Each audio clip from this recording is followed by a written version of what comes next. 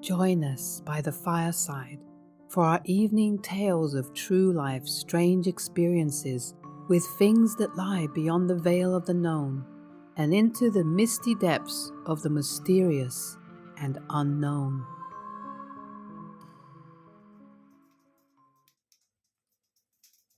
The music festival on the Indian Reservation. I went with some friends on a camping trip at a big Indian reservation for a music festival. And no, I was not taking drugs or anything like that. Anyway, I had lost my voice a few days before because I had been sick. But I did have this little whistle that I carried around my neck, and because I had no voice, just in case it was needed, it was just a silly little thing, but it worked. Two friends and I had walked back to our campsite after some music, and it was nighttime, but still very early in the evening. Friend number one climbs into the tent. She had taken a sleeping pill or something and was knocked out quickly, so she was just fast asleep. I grabbed some water with friend number two from the cooler, maybe 15 feet away or so, and then we walked back to friend number one and we went into her tent. I was just a few feet in front of friend number two when all of a sudden, out of thin air, it seemed, two Native American girls aged about 10 and 14 sprinted past us to the opposite side of the tent and they stopped at the tent door. I was about 3 feet away from these girls and I can see as plain as day that they are wearing authentic Native American clothes, just like in the old days. So for a split second, I thought that they were just kids running around, in the festival, just, enjoying themselves in costume or something. But then one of the young girls started to vigorously scratch at the tent, and she was whispering to be let in. Let us in. We have to be let in. Open the door. Let us in. We have to be let in. Open the door. As they continued to scratch at the tent, they seemed to sort of glitch back and forth, up close and then far away with the blink of an eye. It was just really weird, very weird indeed. Um, and that's when, at that point, for the first time, I noticed their eyes. And their eyes were completely black. There was no white, no iris, just black, solid. I was so scared and, in shock at that point that tears started streaming down my face. And remember, I have no voice, so I couldn't even scream. And that whistle wasn't even blowing. It just didn't work for some strange reason. Friend number two was still standing on the opposite side of the tent, away from the girls, and can't directly see what I see, their eyes. She takes notice of me freaking out and hurries to stand with me. And it all clicks for her too. This is not right. It just does not feel right. There's something wrong with these two girls. Friend two starts screaming at friend one to get the hell up. And friend two then goes on to tell friend one what just happened outside her tent, word for word, without any input from myself. And those two girls who were scratching to get into the tent, they had disappeared by now, just into thin air. So if friend two hadn't seen it, I may have thought that maybe, I got laced with something. But we both saw the same thing. We both saw the two girls with the black eyes scratching at the tent. Needless to say, we just piled into our car for the remainder of the night and we ended up leaving the next day as soon as possible because we just wanted to get the hell out of there before something else happened. And I don't know, I can't find an explanation other than that these two girls were just something unearthly. They were spirits of some kind. They were not human. There was just something about them that was completely different and not physical. Well, that's a pretty terrifying story, and that's also kind of strange that you had this experience, and at the same time you had lost your voice, and the whistle didn't work. I mean, that just sort of adds just to you know, the strangeness of the whole thing, how it all just ties in. But so fortunate that your friend was there and that she was able to warn the other one, and everybody was able to just get out of there before something happened. Because often you wonder what would happen if, you know, the friend who was in the tent had let them in. I mean, I just don't even want to think about it. The large unearthly visitor. I'll share my most recent story. I've had many, but there is a pattern in my life that I have premonitions or, regarding trauma or death or loved ones, actual contact with them. So, anyway, I had a friend who lived about 2,500 miles away, and he had an incurable brain tumor. But he was hospitalized for something somewhat unrelated at the time. So it was a grave situation, and I knew that he was in serious trouble and that, maybe he was getting ready to leave. However, my life was just so hectic, and I had to give it 100% of all my mental energy and attention. And so I was so consumed with work, and there was just so much going on in my life that I didn't give him as much attention as I'd wanted to. So anyway, Facebook well wishes and prayers were sent, and I expected him to recover and go back home soon. So, I didn't even want to contemplate the worst. So anyway, maybe a night or two later, I woke from a night terror, which was kind of like sleep paralysis or something. And there was a loud noise. It sounded like someone was pounding on the front door, and it was knock, knock, knock,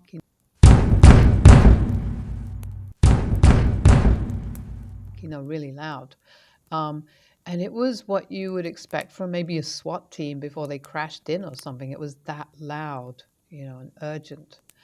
So, anyway, that sent me into a state of kind of semi lucidity, and I entered into a waking dream. And in this dream, I fixated my attention on my bedroom door, waiting for, maybe intruders to burst in. I was trying to just prepare myself for the worst. But then the door slowly cracked, and a giant, meaty hand just squeezed through the opening. My heart was pounding so fast that I thought I would have, cardiac arrest or something. It really was that bad. I was semi paralyzed. I knew that I was dreaming, but it felt so intensely real that my body reacted accordingly, with all the fight or flight kind of instincts and adrenaline.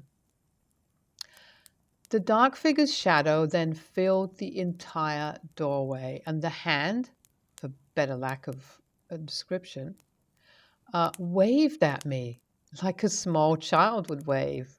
It was just so weird. I was both terrified but also comforted at the same time, if that makes any sense, because here was this huge monster shadow who was both scaring me but trying to console me by waving like a little kid at the same time. So when I woke up in the morning, I described this experience to my husband, and I rarely have sleep paralysis, and it almost always corresponds to some specific event. It sounds like a premonition or something. So I made myself coffee and I went online, and sure enough, I found that my friend had passed away in the night. During the exact time that I had the dream, he was semi conscious, and his family described how he was holding up his hand and waving at them from his hospital bed. My friend was a giant man, and in retrospect, the huge shadow and large meaty hand were exactly the size that would have been his. Now, the kicker. A few weeks later, I went back through our messages and found one where, 2 years earlier, I had invited him and his wife to come visit and stay with us. His reply was, "Some night you'll wake up to a knock, knock, knock on your door." This story is 100% true, and I'm having goosebumps and tears just thinking about it now. Obviously, you know, when we die, we just go on. We go on to another level, and it's just the body that dies because I know my friend is alive. Just not here anymore, but he's alive somewhere else.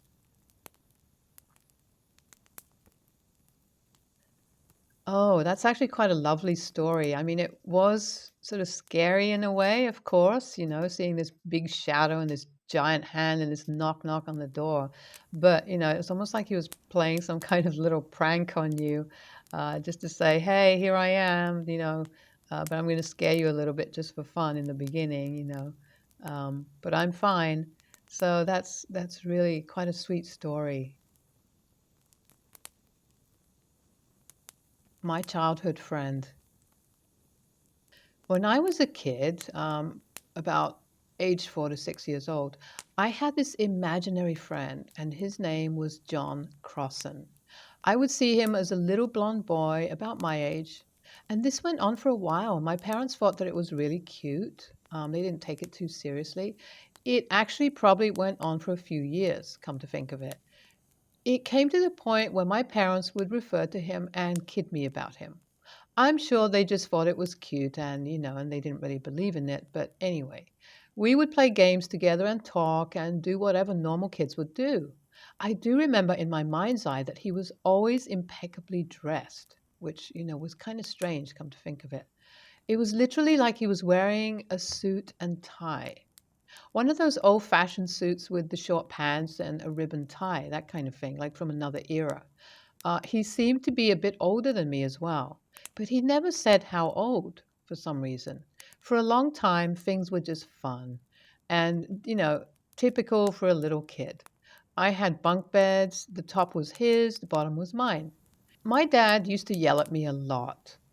And if dad was in the room yelling at me and John happened to be there, he would smile and indicate that I should watch him. He would blink his eyes tight and long, and my angry dad would be gone. He would just leave the room. Because remember that dad couldn't see him, couldn't see John. So, anyway, dad would have no memory of the issue afterwards. I really loved that. It was just great. Then it happened. I remember we went camping, and it was in the Rocky Mountains and very beautiful, especially at night. One night, something happened. The Milky Way was just stretched across the sky, and it was just so beautiful and clear. But this is when John revealed himself. He asked me, do you want to see what I really look like? He told me to look up at the mountains. And then it, began to rise from behind the mountains. This giant, grinning, distorted Pinocchio looking thing began to rise from behind the mountain. Anyway, this really scared me. It was gigantic and it rose over the mountains that I was looking at. And this thing that was him grinned at me. It was John showing me what he looked like. This distorted, clown like Gollum marionette. I was so scared, I freaked out. I wanted to be anywhere but there. Eventually, we went home. So I stopped playing with my imaginary friend. I told my parents I wasn't playing with John anymore. I really didn't tell them why, though. I told him he was gone and wasn't coming back. Now, my parents managed the apartment building that we lived in. About 2 weeks after the camping trip, we had a new person move into the building. His name was John Crossan. They wanted me to meet him because they thought it was a funny coincidence. I didn't want to. I couldn't explain why, but I protested and argued with them. I had no desire to meet this man. Eventually, they could tell I was scared and they stopped pushing. Obviously, we were all freaked out a bit. And I can't explain why this happened or who he is and why he came into my life. I still do not know. But I have this feeling that I'll meet him again one day, whether in this life or the next.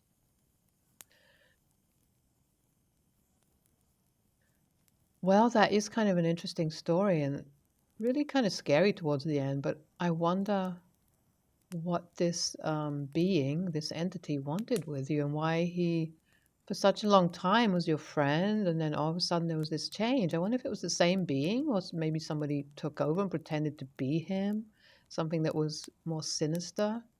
I don't know, but it's just kind of an definitely an odd experience, especially since he came back as um, living close to you again. So anyway, that's just really too weird, too weird. I mean, was he an adult? I'm assuming he was. If he moved in into the same building, he was probably an adult. So that's just very strange story, and yeah, probably best to stay away from him since you don't know what it's all about. And even if it's the same original kid that was your friend, same original entity, it may not be. Maybe something else now. I don't know.